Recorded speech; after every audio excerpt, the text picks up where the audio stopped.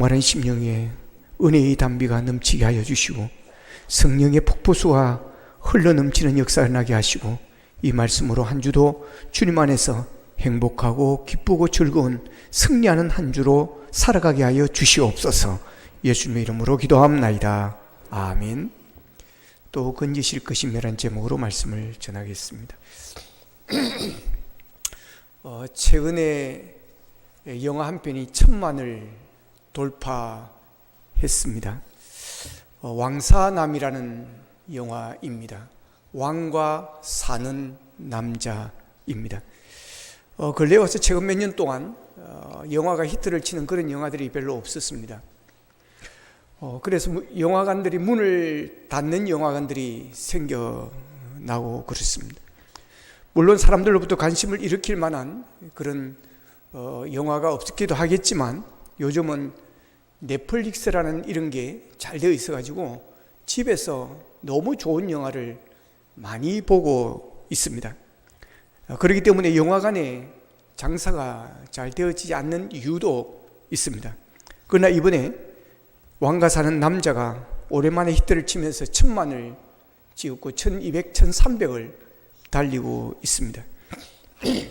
이 영화의 내용은 우리가 너무나도 잘 아는 내용입니다. 조선 왕조의 이야기이기 때문에 우리 한국사이기 때문에 우리가 국사 시간에도 배웠던 것이고 또 TV 드라마나 어떤 영화를 통해서도 상영을 했던 그런 내용들입니다.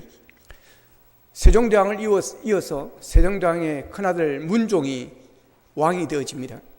그런데 이 문종이 몸이 쇠약해서 2년을 채 넘기지를 못하고 왕위에서 물러나게 되어집니다.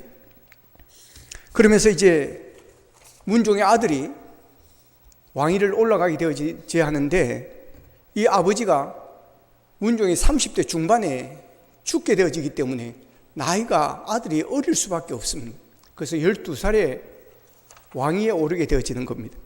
이 아버지가 죽으면서 이 왕의 자리가 어떤 자리인지를 알기 때문에 이 12살 초등학교 5학년 정도밖에 안 되는 이 아들이 나라를 정사를 이끌어갈 걸 생각하니까 앞이 캄캄한 것입니다. 그래서 척건들을 부릅니다. 실세들을, 부하들을 부릅니다. 자의정 김종서, 영의정, 황보인 그런 어떤 척건들을 불러서 부탁을 합니다. 내 아들이 어리다.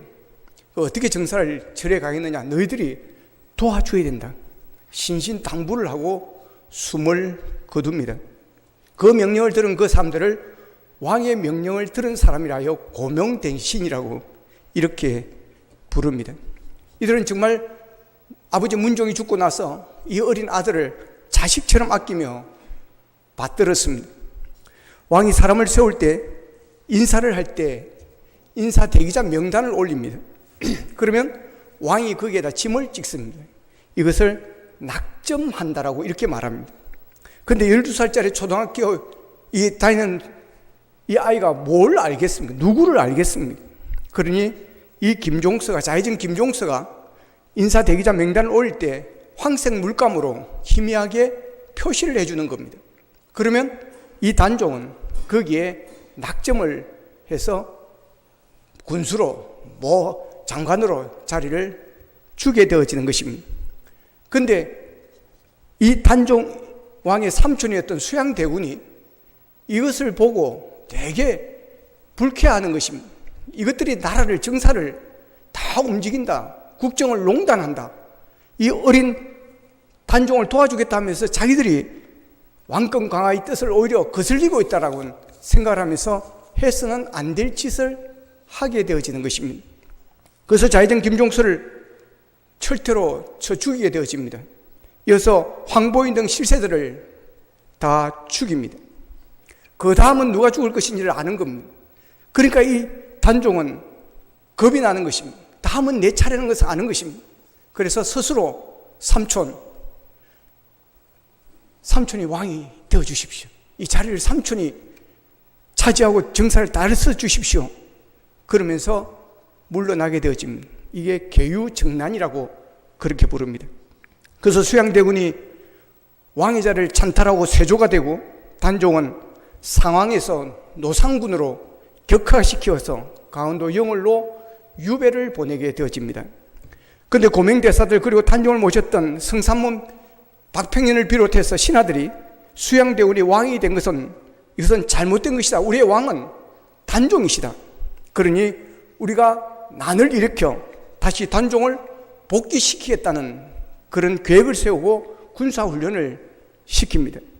그러면서 단종에게 사람을 보냅니다. 단종의 뜻이 어떻습니까? 단종은 아무 말도 안 하고 칼 한 줄을 그들에게 던져주게 되어지는 겁니다. 무슨 뜻이겠습니까? 그 칼로 삼촌을 제거해 달라고 하는 것입니다.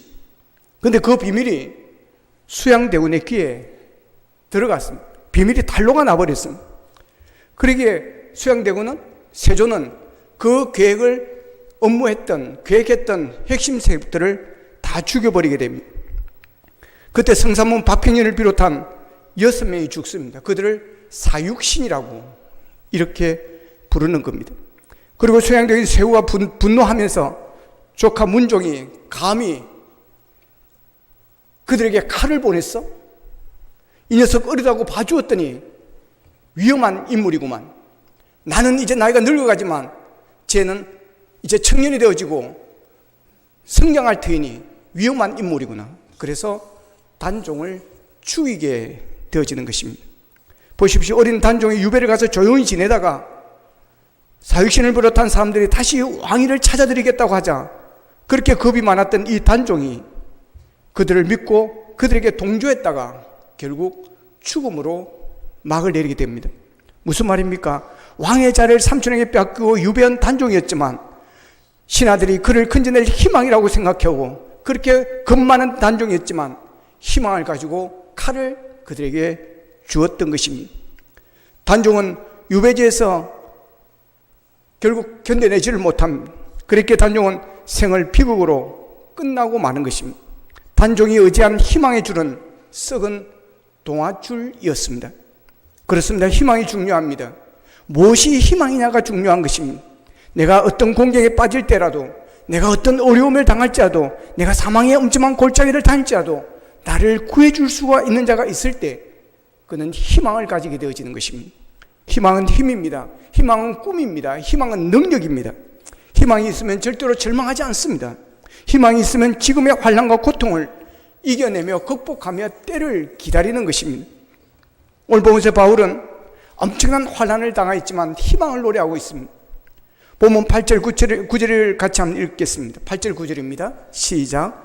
형제들아, 우리가 아시아에서 당한 환난을 너희가 모르기를 원하지 아니하노니 힘에 겹도록 심한 고난을 당하여 살 소망까지 끊어지고 우리는 우리 자신이 사형선고를 받은 줄 알았으니 이는 우리로 자기를 의지하지 말고 오직 죽은 자를 기다리시는 하나님만 의지하게 하려 하심이라. 아멘. 자, 여기 보면 힘에 겹도록 심한 고난을 당하였다고 말합니다. 살 소망조차 끊어졌다고 없었다는 겁니다. 사형선고를 받은 그런 상황이었습니다. 단종의 상황과 똑같은 그런 상황에 처해 있습니다. 이보다 더한 고통이 어디에 있겠습니까? 이보다 더한 절망이 어디에 있겠습니까? 지금 이런 표현은 최악의 상황인 것입니다. 그런데 본문 10절에서 반전이 이루어집니다. 10절을 같이 읽겠습니다. 시작. 그가 이같이 큰 사망에서 우리를 건지셨고 또 건지실 것이며 이후에도 건지시기를 그에게 바라노라. 아멘. 보십시오. 사형선고를 받은 것은 살 소망이 끊어진 그런 절망의 상황이었지만 바울은 절망에 있는 희망을 노래하고 있습니다. 이후에도 건지시기를 그에게 바라노라. 바란다는 것입니다. 소망한다는 것입니다. 희망을 말하고 있습니다. 그 희망은 나를 건져내실 하나님이십니다. 10절에서 건지신다는 말을 세 번으로 반복을 하고 있습니다. 무슨 말입니까? 하나님은 절대로 내가 사형선고를 받고 죽게 내버려 주지 않는다는 것입니다. 내가 어떤 절망의 구름대에 빠질지라도 하나님은 나를 찾아와 건져 주실 것이라고 하는 것입니다. 한 번만 건져내는 것이 아닙니다. 내가 또 삶의 소망이 끊어지는 그런 상황이 다시 온다 할지라도 하나님은 나를 건져주시고 또 건져주시고 건져주시기를 바라고 있습니다. 하나님은 절대 포기하지 않는다는 것입니다. 이 하나님이 바울의 희망이었습니다. 바울을 건져주신 하나님은 우리가 공경에 빠졌을 때 찾아오시는, 그래서 우리를 건져주시는 하나님이심을 믿으시기를 바랍니다. 하나님은 우리를 버리지 않습니다. 주님께서는 지금도 내가 너를 위로하는데 왜 낙심하느냐? 내가 너와 함께 하고 있는데 왜 낙심하느냐? 내가 너를 건져줄 텐데 너희가 왜 두려워하느냐? 두려워하지 말라, 내가 너와 함께함이라고 말씀하고 계십니다. 그러므로 우리는 희망의 줄을 놓거나 포기해서는 안 되는 것입니다. 세상 사람들도 스스로 마음을 다지지 않습니까? 인생 바닥이냐? 그러면 이제 올라갈 일만 남았다. 꼴찌라고 뒤로 돌아가면 1등이야. 그러면서 세상 사람들도 스스로 희망의 줄을 놓지 않으려고 애를 쓰고 있습니다.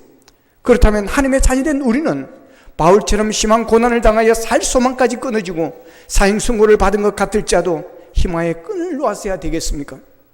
바울을 그 큰 사망에서 건져주시고 또 건져주실 하나님은 어떤 하나님이셨습니까? 9절에 보면 죽은 자를 다시 살리시는 하나님이라고 말씀하고 있습니다. 그 죽은 자를 다시 사시는 하나님께서 하나님만 의지하게 하시려고 때로는 우리를 살 소망까지 끊으실 때가 있다라고 성경은 말하고 있습니다.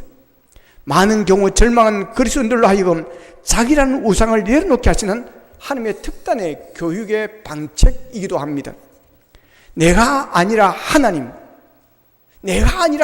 이 한마디의 고백을 위해서, 다시 말하면 하나님 앞에서 인생을 살면서도 하나님을 신뢰하기보다 나 자신만을 더 붙들고 사는 그런 나를 깨뜨리시기 위해서 하나님이 준비하시는 교육의 마당이 바로 환난의 마당이라는 겁니다. 그래서 9절에서 하나님만 의지하게 하시라는 말씀을 이야기하고 있습니다. 하나님만 의지하게 하기 위해서. 과거에 바울이 하나님을 의지한 것이 아니었습니다. 그는 지금까지 하나님도 믿고 자기도 상당히 믿고 자기 인생에서 자기 자신과 하나님이 거의 동등한 권위를 가지고 있었습니다. 그러나 이제 자의 죽음을 경험하면서 살 소망까지 끊어지는 상황에 도달하면서 그것을 경험하면서 비로소 온전히 하나님만 의지하게 된 자가 된 것입니다. 나도 하나님도의 신앙이 하나님만의 신앙으로 바뀌어지는 그런 순간이었습니다. 하나님은 고난을 통해서 하나님을 경험하게 하시고 하나님을 의지하게 하십니다. 그러므로 우리가 고난을 당할 때 하나님만 의지하고 하나님께 온전히 맡길 수 있어야 하는 것입니다. 우리의 길이 우리에게 있지 않습니다. 예레미야서 10장 23절에 보면 여호와여 내가 알거니와 사람의 길이 자신에게 있지 아니하니 걸음을 인도함이 걷는 자에게 있지 아니하니이다 라고 말합니다. 인생의 길을 자기가 걷는 것 같지만 또 사람이 인도하는 것 같지만 사람에게 있지 않고 하나님께 있다는 것입니다. 잠언서 16장 9절입니다. 같이 읽겠습니다. 시작. 사람이 마음으로 자기의 길을 계획할지라도 그의 걸음을 인도하시는 이는 여호와시니라. 아멘. 하나님께서 우리를 사랑하시기 때문에 우리 인생의 코스를 갖고 계시는 것입니다. 우리의 걸음을 그분이 인도해 주시는 것입니다. 태평양에 황금새에 대한 이야기가 있습니다. 황금새의 이야기를 생각할 때마다 신비로움을 느낍니다. 매우 작은 이 황금새는 알래스카에서 부화되어서 거기서 자라게 되어집니다. 다 자라서 어미새가 되면 자기도 새끼를 부화하게 되어집니다. 그 새끼가 성장해서 날개짓을 할 때가 되어지면 이 어미새는 한 번도 가보지 않은 하와이로 날아간다는 겁니다. 알래스카에서 하와이까지 2000마일이 넘습니다. 그런데 이 작은 황금새가 며칠간 쉬지도 않고 마시지도 않고 먹지도 아니하고 자지도 못하면서 알래스카에서 하와이까지 날아간다는 것입니다. 나침반도 없고 지도도 없고 안내한 자도 없는데 이 작은 새들이 정확하게 하와이에 도착해서 남은 생애를 거기에서 보내게 되어진다는 겁니다. 알래스카에 자라는 모든 새가 어미새가 되면 그렇게 하와이로 가는 것입니다. 그것이 황금새의 코스인 것입니다. 그 작은 새도 코스가 있는데 하물며 사람이겠습니까? 바울이 가는 길이 하나님이 정하신 길이듯이 오늘 여러분과 제 인생길도 하나님이 정하신 길, 그 걸음을 인도하시는 하나님이 계심을 믿으시기를 바랍니다. 그러므로 우리가 평안하고 축복되고 은총과 복에 겨울 때만 하나님께서 우리와 함께 하시는 것이 아니라 환난과 핍박을 받을 때도 하나님께서 우리를 훈련시키며 지켜주신다는 사실을 기억하시고 의심하거나 염려하지 마시고 우리를 건져주실 하나님을 바라보면서 바울처럼 희망을 노래할 수 있기를 바랍니다. 잠언서 21장 1절에 보면 왕의 마음이 여호와의 손에 있음이 마치 본물과 같아서 그가 임의로 인도하시느니라고 말합니다. 이 말씀을 쉬운 성경에서는 이렇게 말하고 있습니다. 왕의 마음이 여호와의 손 안에 있다. 그분은 자기가 원하시는 대로 물길처럼 마음을 바꾸신다라고 말합니다. 그렇습니다. 왕의 마음도 왕의 마음대로 못하는 것입니다. 왕의 마음도 하나님의 손 안에 있습니다.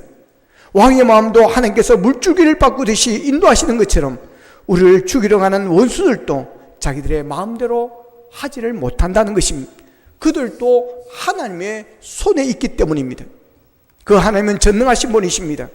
그 하나님께서는 건져내지 못할 일이 아무것도 없다는 것입니다. 내가 감당하기 힘든 인생의 역경 속에 있을지라도 전능하신 하나님은 여전히 동행하여 주시고 손을 내밀어 우리를 건져 주십니다. 이것을 우리는 믿음의 눈으로 바라봐야 되는 것입니다. 이것을 우리의 믿음으로 확신해야 하는 것입니다. 지금 당장 눈앞에 기적이 보이지 않아도 사명의 자리에서 이미 우리를 건져 주셨고 앞으로 건져 주실 주님의 능력을 믿어야 하는 것입니다. 나는 할 수 없지만 주님은 가능한 것입니다. 그래서 바울은 빌립보서 4장 13절에서 내게 능력 주시는 자 안에서 내가 모든 것을 할 수 있느니라고 고백하고 있습니다. 언제 이런 능력이 나타나는 것입니까? 내가 약할 때입니다. 나는 질그릇처럼 깨어질 수밖에 없는 미련하고 연약한 존재임을 겸손히 인정할 때입니다. 내 인생의 흔들림 속에서 주님만을 의지하고 주님만을 바라볼 때입니다. 그때 주님은 우리의 약함을 강하게 하십니다. 우리의 가난함을 부유하게 해주시는 겁니다. 볼 수 없는 것을 보게 해주시고 갈 수 없는 곳에 가게 해주시는 겁니다. 뛸 수 없는 것을 뛰게 하시고 불가능한 것을 가능하게 해주시는 것입니다. 바울처럼 살소망이 끊어진 상황에서도 하나님을 힘으로 삼으시고 희망을 노래하는 우리가 되어지기를 소망합니다. 바울 사도를 절망해서 일으킨 것은 바로 그 하나님이 희망이었습니다. 또 하나의 사도 바울을 죽음의 문턱에서 일으킨 것은 과거의 하나님의 체험이었습니다. 그는 오늘이라는 캄캄한 어둠 속에서 지나간 과거에 하나님이 나를 도우셨던 것을 기억해낸 것입니다. 그리고 그 하나님이 지나간 날들을 도우셨다면 오늘 이 순간도 도우실 것이라는 결론에 이르게 되어지는 것입니다. 본문 10절에 보면 그가 이같이 큰 사망에서 우리를 건지셨고 또 건지실 것이며 이후에도 건지시기를 그에게 바라노라고 말하고 있습니다. 신앙생활에서 가장 중요한 것은 우리의 믿음의 근거가 되는 하나님의 말씀인 성경을 우리가 잘 이해하는 것입니다. 그러나 우리의 신앙이 살아있는 신앙이 되려고 하면 이제 그 말씀을 우리의 삶 속에서 실제로 체험하는 경험이 있어야 되는 것입니다. 신학교 졸업식에서 한 여학생이 성경을 손에 들고 나와서 졸업식 대표 인사를 하면서 교수님들 너무 걱정하지 마십시오. 오늘 이 말씀을 붙들고 살아갈 것입니다. 그런데 그날 설교를 하시는 교수님은 이런 말씀을 하셨습니다. 제군들은 말씀을 붙들고 살겠다는 것이 정말 좋은 결심이다.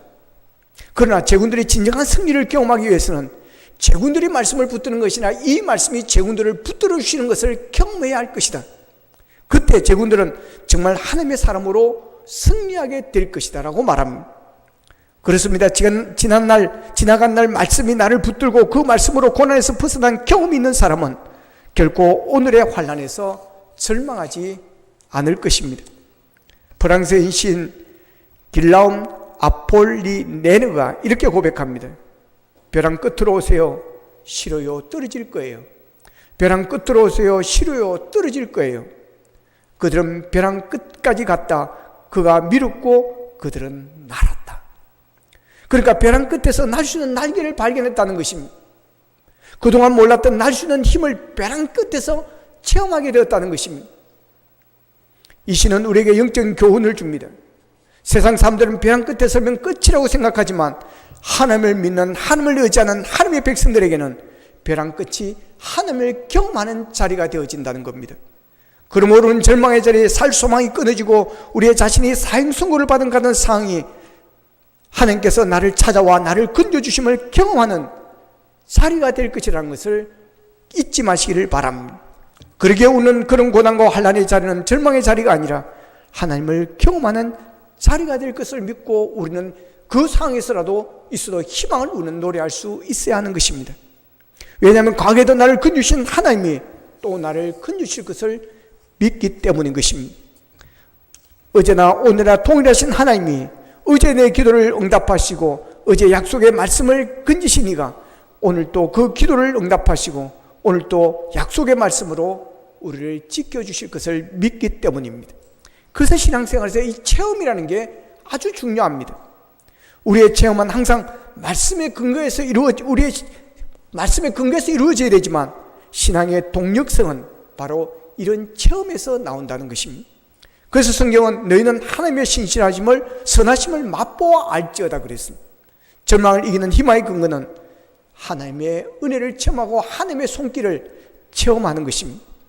여러분의 신앙이 그런 체험적 신앙이 되어지기를 축복합니다. 바울을 절망에서 살린 것은 하나님 신앙 그리고 하나님의 경험이었습니다. 그러나 그가 믿는 하나님을 구체적으로 경험하게 된 것은 바로 기도였습니다. 그래서 기도를 배울 때까지 아직 우리의 신앙은 온전하지 못합니다.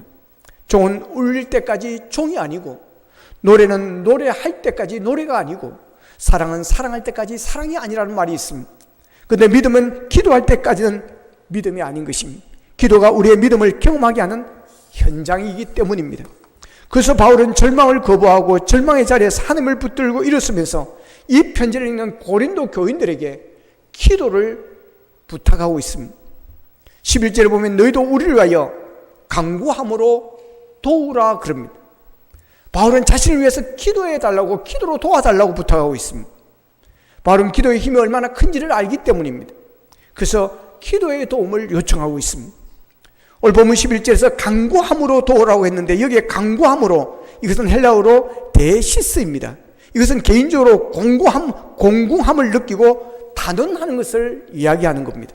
마치 자신의 문제를 여기고 공공함을 느끼며 간청하듯이 기도해 달라는 겁니다.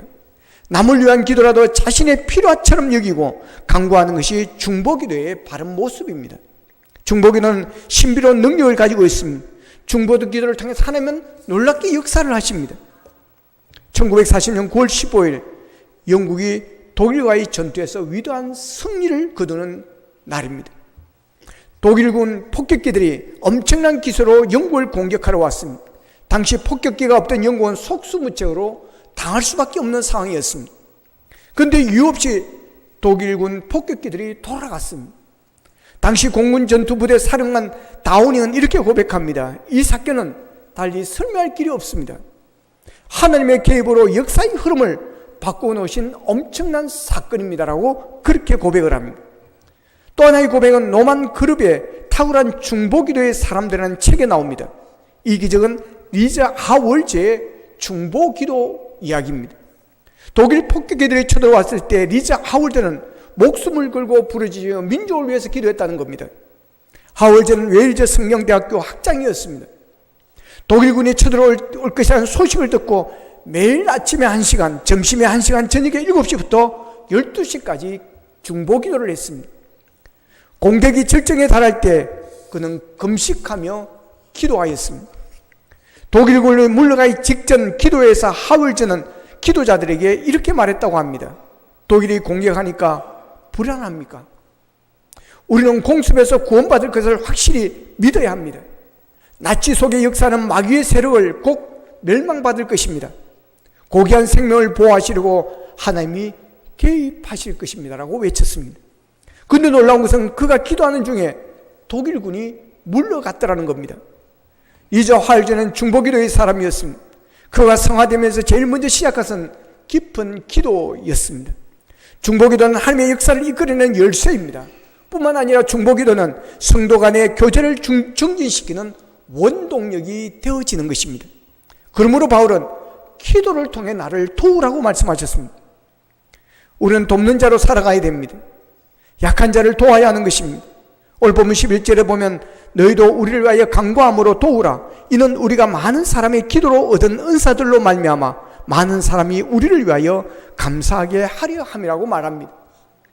사도 바울은 여러분이 기도해 주시면 하나님의 은사가 나와 함께 할 것이라는 겁니다. 여기서 바울은 하나님의 은사가 구체적으로 무엇인지는 밝히지를 않습니다. 그러나 중요한 것은 이것입니다. 하나님께서 우리 각자에게 다른 은사를 주셨다는 겁니다. 우리는 그 은사로 우리 자신의 고통을 극복할 수가 있고 우리 또한 고통받는 이웃들에게 희망의 도움이 되어 주어야 한다는 것입니다. 어떤 사람을 위해서, 이웃을 위해서 기도해 줄 수 있습니다. 어떤 사람은 따뜻한 말의 격려를 해줄 수 있습니다. 어떤 사람은 물질로 도움을 줄 수 있습니다. 또 어떤 사람은 자신의 재능으로 이웃에게 도움이 될 수가 있습니다. 평범한 우리 이웃들이 인생을 살아가는 따스한 이야기를 전하는 연탄길에 보면 소중한 희망이라는 이야기가 있습니다. 3층집 벽돌 건물 1층에 병희라는 이름의 화가가 경영하는 화실이 있었습니다. 같은 건물 3층에 최근에 새로 이사온 여인이 있었다는 겁니다. 그녀는 늘 아기를 얻고 3층을 오르락내리락 오르내렸습니다. 근데 그녀가 층계를 오르내릴 때 보면 늘 한눈을 감고 외눈이 아닌 듯한데 마치 시각장애인처럼 더듬으며 걷는 이상한 습관이 눈에 띄어서 별 이상한 여인도 다 있다고 생각을 했다는 겁니다. 근데 하루는 이 여인이 비를 피하기 위해서 하실에 들어와서 인사를 나누는데 뜻밖의 이 여인이 업고 다니는 아기의 오른쪽 눈이 흉하게 감겨 있는 것을 발견하게 되어집니다. 근데 어느 날 갑자기 이 여인은 아기의 사진 한 장을 내놓으면서 화가 선생님, 이 아기의 사진을 그림으로 그려줄 수 있겠습니까? 라고 묻습니다. 그래서 가난하더니 근데 한 가지 부탁이 있습니다. 우리 아기의 한쪽 눈을 정상으로 예쁘게 그려주십시오라고 부탁을 합니다. 이 엄마는 여인의 마음을 알 것 같아서 그럴 수 있지요라고 대답을 했습니다. 이 화가는 그날 온종일 정성을 다해 이 아기의 인물화를 그렸습니다. 물론 이 아가의 오른쪽 눈을 긴장하며 진지하게 기도하는 마음으로 그려주었습니다. 얘는 너무 좋아하며 그림을 가져가더니 얼마 후 자기 집에 이 화가를 초청을 했습니다. 화가 선생님이 3층 집을 방문했을 때 좁은 거실의 한쪽 벽에는 자기가 그려줬던 그 아기의 사진이 소중하게 걸려 있었습니다. 얘는 그 그림이 너무 좋다고 하면서 이렇게 말했습니다. 화가 선생님, 저는 이 아기에게 꼭 이런 눈을 주고 싶어요. 아가가 조금 더 크면 제 눈을 이식해 줄 겁니다.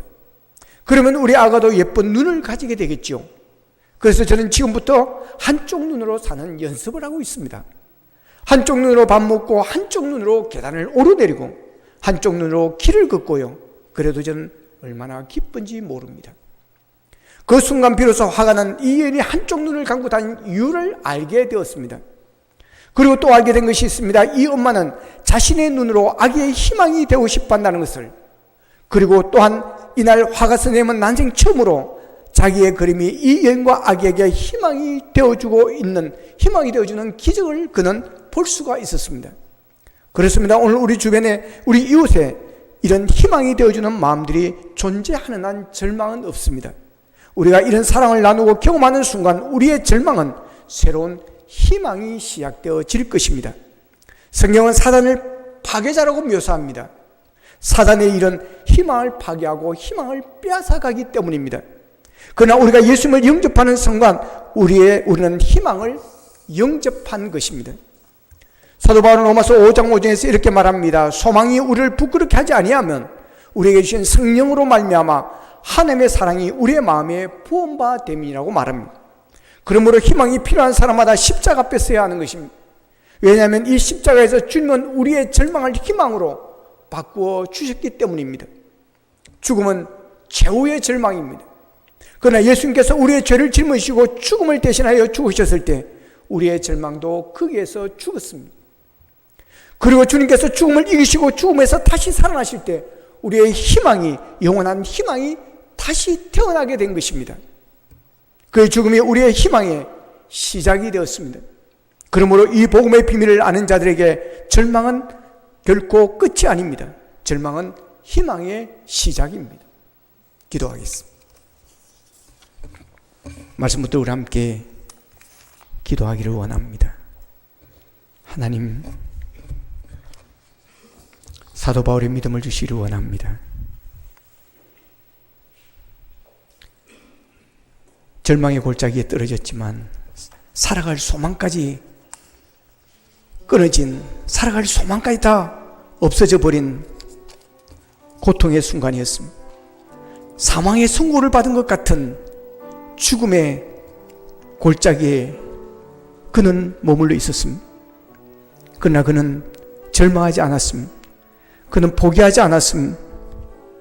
그는 희망의 줄을 붙잡았음. 하나님이 그의 희망의 줄이었음. 그분이 과거에 나를 건져주셨고 또 건져주신 그침에 앞으로도 건져주시기를 바라는 희망의 줄을 붙잡았음. 하나님 아버지, 우리에게 이런 믿음이 있기를 원합니다. 바울과 같은 믿음이 있기를 원합니다. 하나님이 우리의 희망임을 우리가 잊지 않기를 원합니다. 이 희망의 줄은 썩은 동화종이 아니라 우리를 건져주시고 또 건져주시고 영원히 건져주실 하나님이심을 믿고 아버지 하나님 우리가 나아가기를 원합니다. 그래야 아버지 어떤 절망의 상황에 도달한다 할지라도 포기하지 않게 하여 주시옵시고 아버지 하나님 이 희망의 줄을 붙들고 다시 일어설 수 있게 하여 주시고 우리가 비상할 수 있도록 도와주시기를 원합니다. 또한 우리가 아버지 하나님 어려운 이웃들에게 희망이 되어주는 믿음의 사람들이 되게 도와주옵소서. 다 같이 기도드리겠습니다. 사랑하신 아버지 하나님 감사하고 감사합니다. 오늘도 말씀을 통해서 희망을 노래할 수 있도록 도와주시니 감사합니다. 아버지 하나님이여 다윗 사도 바울이 살 소망까지 끊어지는 절망의 상황, 사형 선고를 받은 것 같은 절망의 상황이었지만 그는 절망하지 않았습니다. 낙심하지 않았습니다. 다시 살리시는 하나님을 의지하였습니다. 하나님의 과거에도 나를 건져주신 그 하나님을 그는 경험하였고 살폈고 하나님을 경험하였기에 다시 그님을 의지하고 붙잡을 수 있었습니다. 하나님 아버지 어려운 중에 있는 분들 있습니까? 하나님이여 저들을 사랑해 주시고 이 바울 같은 믿음을 주시기를 원합니다. 하나님이 우리를 건져주시고 우리를 사랑하시고 끝까지 우리를 붙들어 주실 것을 믿고 아버지 하나님이여 희망을 노래하며 희망을 붙들고 소망 가운데 일어나기를 원합니다. 아버지 하나님 우리가 또한 어려운 이웃들에게 도움이 되어지기를 원합니다. 중보자가 되어지기를 원합니다. 희망이 되어지기를 원합니다. 그래서 그들이 일어날 수 있도록 도와주시옵소서. 하나님 힘겹도록 심한 고난을 당하여 살 소망까지 끊어지고 사형 선고를 받은 것 같은 절망의 상황에서도 희망을 누렸던 사도 바울의 믿음이 우리에 있기를 원합니다. 그를 건지시고 또 건지셨고 건져주실 그 하나님이 그의 희망이었습니다. 아니면 그의 희망이 우리의 희망이 되어지기를 소원합니다. 어렵습니다. 힘듭니다. 아버지며 주지 않고 싶습니다. 죽고 싶습니다. 하나님 그러나 우리가 우리의 희망 되시는 바울의 희망이 되시는 하나님을 바라볼 수 있게 하여 주시고 그 희망의 줄을 붙잡을 수 있도록 도와주셔서 희망을 노래하여 다시 아버지 하나님여 그 모든 환난을 이겨내고 하나님만 의지함으로 더 크게 하나님 앞에 영광을 돌리는 믿음의 사람으로 일어서게 하여 주시옵소서. 예수님의 이름으로 기도합나이다. 아멘.